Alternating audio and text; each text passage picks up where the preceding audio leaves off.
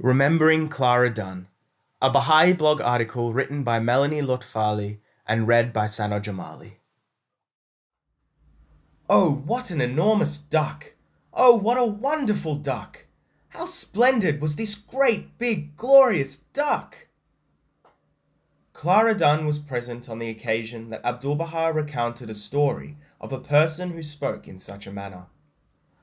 Her humility and spiritual receptivity, combined with the fact that the master was looking directly at her throughout the story, led her to understand that the master was counseling her to refrain from exaggeration and to speak with honesty and accuracy. Clearly, she learnt this spiritual lesson well, and many more, for in 1939, Shoghi Effendi gifted a copy of The Advent of Divine Justice to Clara Dunn and her husband Hyde Dunn, accompanied by a personal letter written by his secretary. The tribute so abundantly and yet so deservedly paid by the Guardian in this unique epistle to your magnificent teaching services is assuredly destined to transmit to future Baha'i generations, and in particular to the Baha'i teachers and pioneers of succeeding centuries, such measure of inspiration and such example of the pioneer service as cannot but inspire and guide them to follow in your footsteps and emulate your noble example. When Abdu'l-Baha asked the Baha'is of North America to travel to remote climes to spread the faith of Baha'u'llah, Clara and Hyde Dunn's response was immediate. On the 10th of April 1920, Clara and Hyde Dunn arrived in Australia with the single purpose of establishing the Baha'i Faith in an area explicitly mentioned by the Master in the tablets of the Divine Plan. So determined were they to go despite their age and lack of funds, that when challenged on the wisdom of their decision, Hyde replied that he would sooner die than not respond to Abdu'l-Baha's call. The experience of the Dunn's early years in Australia reminds me of a tale of a man whom God instructed to push a large rock located on a hilltop. Every day the man would push the rock, all to no avail. After many years of pushing, the man acknowledged to God his failure to do what he had been asked. God replied that he was well pleased. The man had been asked to push the rock, not move the rock. He had done exactly as was asked. The rest God would take care of. After 2 years of sharing the message of Baha'u'llah with others, the Dunns had yet to enroll the first Australian Baha'is. In 1922, Oswald Whittaker and Effie Baker became the first Australians to declare their faith.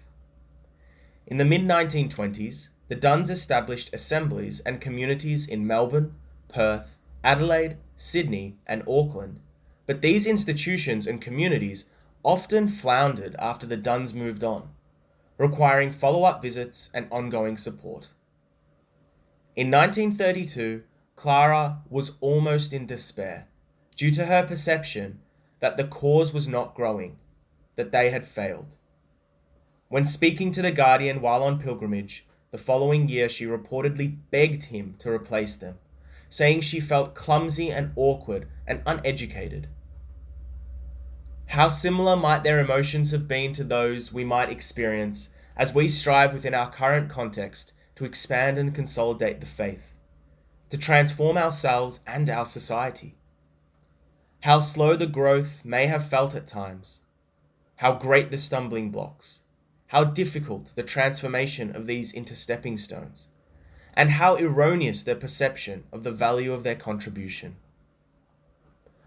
After returning from pilgrimage and under instructions from the Guardian, Clara and Hyde Dunn established the first National Spiritual Assembly of Australia and New Zealand.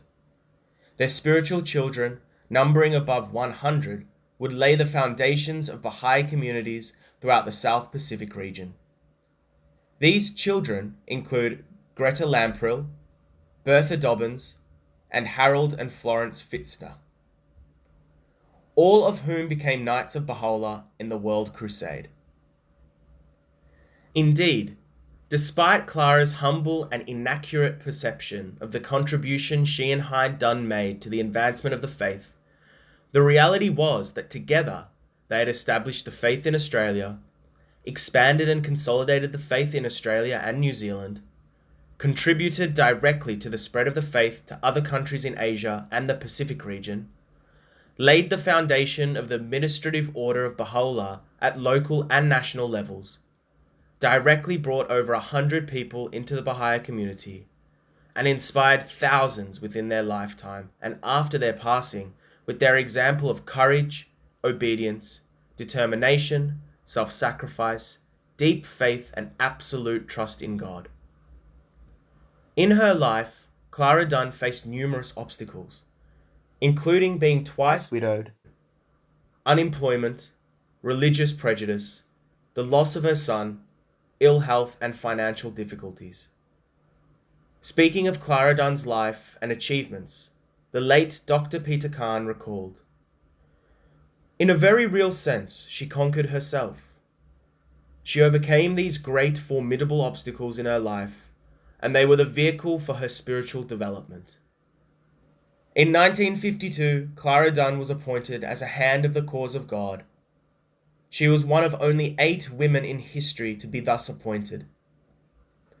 In 1958, at the age of 91, having served as a pioneer to Australia for 38 years, 19 of those alone as a widow, Clara Dunn experienced the joy of the laying of the foundation stone of the Mother Temple for Australia, a continent in which, prior to the arrival of Clara Dunn, there was not a soul who had embraced the message of Baha'u'llah. When Clara Dunn passed away on the 18th of November 1960, the Hands of the Cause and heads of the faith at the time honoured their beloved colleague for having rendered unique, unforgettable pioneer service over a 40-year period.